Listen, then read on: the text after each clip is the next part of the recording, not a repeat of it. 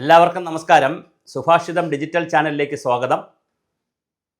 സമൂഹത്തെ ബാധിക്കുന്ന അശരണരായ സാധാരണക്കാരുടെ, നിരാലംബരായ നിരാശ്രയരുടെ, പ്രത്യേകിച്ച് സ്ത്രീകളുടെ, കുട്ടികളുടെ ഒരുപാട് വിഷയങ്ങൾ സുഭാഷിതം ചാനൽ ഏറ്റെടുക്കാറുണ്ട്. ശരിക്കും പറഞ്ഞാൽ നമ്മൾ വിവിധ വിഷയങ്ങൾ പഠിക്കുന്നതിനും പ്രചരിപ്പിക്കുന്നതിനും ഒക്കെ വേണ്ടിയിട്ടാണ് ഈ ചാനൽ തുടങ്ങിയത്. പക്ഷേ വന്നിപ്പോൾ സമൂഹത്തിൻ്റെ അശരണരായവരുടെ, മറ്റു ശബ്ദമില്ലാത്തവരുടെ ശബ്ദമാകേണ്ടി വരുന്നു സാഹചര്യങ്ങളുടെ സമ്മർദ്ദം കൊണ്ട്. എല്ലാവർക്കും ഈ ചാനലിലേക്ക് സ്വാഗതം. ചാനൽ കാണുക, സബ്സ്ക്രൈബ് ചെയ്യുക, പരമാവധി സംഭാവനകൾ അയച്ചു തരിക.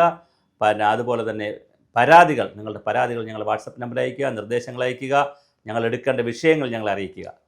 കേരളത്തിലെ ആശാ വർക്കേഴ്സ്, അങ്കണവാടികൾ, തൊഴിലുറപ്പ് തൊഴിലാളികൾ, പാചക തൊഴിലാളികൾ, കൃഷി തൊഴിലാളികൾ, അതുപോലെ മത്സ്യത്തൊഴിലാളികൾ തുടങ്ങി നിരവധി ആളുകൾ, കെട്ടിട നിർമ്മാണ തൊഴിലാളി ക്ഷേമനിധി സംബന്ധിച്ച് നിരവധി വീഡിയോകൾ നമ്മൾ ചെയ്തു. പലതിനും റിസൾട്ട് ഉണ്ടായി വരുന്നു. അപ്പോഴാണിതാ ലക്ഷദ്വീപിൽ നിന്ന് ചരിത്രത്തിലാദ്യമായി ഞങ്ങളെ 2 പാവപ്പെട്ട മുസ്ലിം വനിതകൾ ഞങ്ങൾക്ക് മെസ്സേജ് അയച്ചിരിക്കുന്നു. അവർ ഞങ്ങളെ മെസ്സേജ് അയച്ചിട്ട് അവർ പേടിച്ചിട്ടാണ് ഈ മെസ്സേജ് ഞങ്ങൾക്ക് അയച്ചിരിക്കുന്നത്. അവർ പറയുന്നത്, ഞങ്ങളുടെ പേര് പോലും പുറത്ത് പറയരുത് സാർ, കാരണം ഞങ്ങൾ വളരെ വലിയ ദുഃഖത്തിലാണ്. അതിൽ ഒരു വനിതയ്ക്ക് 40-41 വയസ്സേ ഉള്ളൂ, അവരുടെ വോയിസിൽ നിന്ന് മനസ്സിലാക്കുന്നു. മറ്റൊരു വനിതയ്ക്ക് 50 വയസ്സിന് താഴെയുണ്ട്. വിഷയം വളരെ ലളിതമാണ്. അവിടുത്തെ 9 അവിടുത്തെ ദ്വീപുകളിൽ, ലക്ഷദ്വീപിലെ ദ്വീപുകളിൽ, അത് കവരത്തി ആയാലും മിനിക്കോയ് ആയാലും അമേനി ആയാലും കടുമാത്തായാലും ക്ലിപ്താൻ ആയാലും ആൻഡമാൻ ആയാലും ചെത്തിലോത്തായാലും ബിത്തിരി ആയാലും അങ്ങനെ ഏത് ദ്വീപായാലും അങ്കണവാടികൾ ഉണ്ട്. അവിടെ ICDS, അതായത് നമ്മുടെ രാജ്യത്ത് എല്ലായിടത്തും നടപ്പിലാക്കിയതുപോലുള്ള ഇൻ്റഗ്രേറ്റഡ് ചൈൽഡ് ഡെവലപ്മെൻറ്റ് പ്രോഗ്രാം 1975 രാജ്യത്ത് തുടങ്ങിയതുപോലെ നമ്മൾ ലക്ഷദ്വീപിലുമുണ്ട്. പല സ്റ്റേറ്റുകളിലും പല പെൻഷൻ പ്രായമാണ്. ചിലയിടത്ത് 60 വയസ്സ്, ചിലയിടത്ത് 62 വയസ്സ്. കേരളത്തിൽ 62 വയസ്സാണ്. അവിടെ 60 വയസ്സാണ് പെൻഷൻ പ്രായം. രണ്ടാമത്തെ കാര്യം, കേരളത്തിൽ ക്ഷേമനിധി ബോർഡുണ്ട്. പെൻഷൻ പറ്റിയാൽ അവർക്ക് ക്ഷേമനിധി പെൻഷൻ കൊടുക്കും. ചെറിയ പൈസയാണെങ്കിൽ 2500, 1500, 1000 രൂപയേ ഉള്ളൂ വർക്കർക്ക്, ഹെൽപ്പർക്ക്. എന്നാലും പെൻഷൻ കൊടുക്കും. മറ്റ് ശമ്പളം കുറച്ച് കൂടുതലാണ്, ലക്ഷദ്വീപിനേക്കാൾ കൂടുതലാണ്. എന്തായാലും ലക്ഷദ്വീപിൽ ശമ്പളം കുറവാണ്. 120-130 കറക്റ്റ് എണ്ണം എനിക്കറിയത്തില്ല അംഗനവാടികളാണ് ഉള്ളത്. അതിൽ നിന്ന് 21 പേരെ പിരിച്ചുവിട്ടിരിക്കുന്നു. പിരിച്ചുവിടുന്നത് നല്ല രസമുള്ള പിരിച്ചുവിടലാണ്.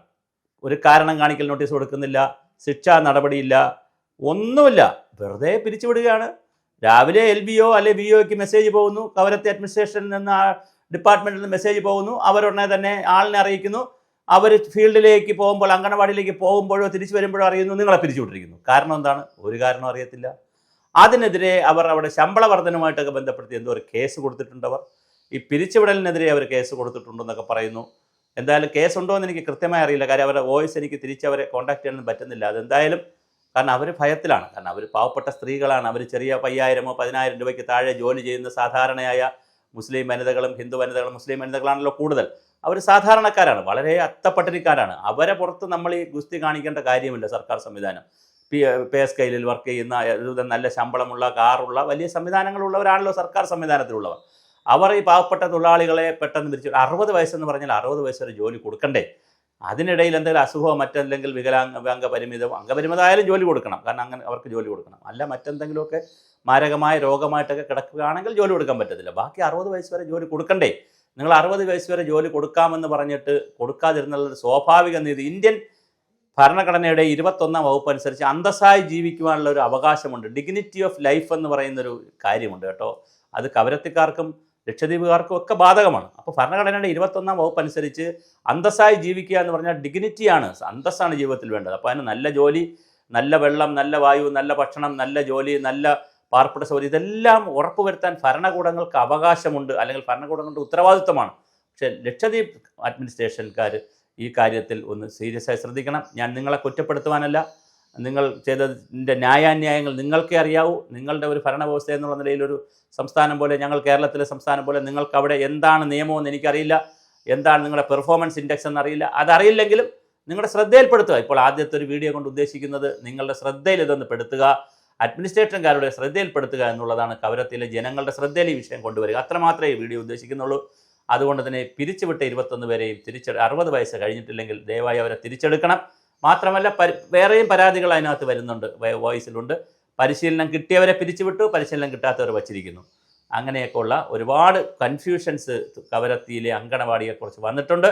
ദയവ് ചെയ്ത് അത് കൃത്യമായി കറക്റ്റ് ചെയ്യണം. പാവപ്പെട്ട സ്ത്രീകളുടെ കണ്ണുനീര് നമുക്ക് വേണ്ട. ഭരണകൂടങ്ങൾ, അഡ്മിനിസ്ട്രേറ്ററും അതുമായി ബന്ധപ്പെട്ടവരും, ചൈൽഡ് ഡെവലപ്മെൻറ്റ് ഡിപ്പാർട്ട്മെൻറ്റും, വിമൺ ആൻഡ് ചൈൽഡ് ഡെവലപ്മെൻറ്റ് ഡിപ്പാർട്ട്മെൻറ്റും, അതുപോലെ തന്നെ അവിടുത്തെ ജനങ്ങളും. വളരെ മനോഹരമായ ഒരു ഭൂമിശാസ്ത്രമാണല്ലോ ലക്ഷദ്വീപ്. എല്ലാവരും വരാൻ ആഗ്രഹിക്കുന്ന ഒരു സ്ഥലമാണ്. ദൈവത്തിൻ്റെ സ്വന്തം നാടാണ് അവിടെ കുറച്ച് സ്ത്രീകൾ കണ്ണുനീരിൽ കഴിയുന്നത് ശരിയല്ല. അതുകൊണ്ട് അടിയന്തരമായി പിരിച്ചുവിട്ടവരെ തിരിച്ചെടുക്കുക.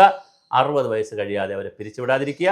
അല്ലെങ്കിൽ ഇതിനാവശ്യമായ നിയമത്തിൽ കാര്യം ഇപ്പോൾ എടുത്തവർക്ക്, പിരിച്ചുവിട്ടവരെ എടുത്തതിന് ശേഷം ബാക്കി ഇനി ആരെങ്കിലും പുതിയതായിട്ട് വരികയാണെങ്കിൽ അവർക്ക് വേണ്ടി പുതിയ നിയമം ഉണ്ടാക്കുക.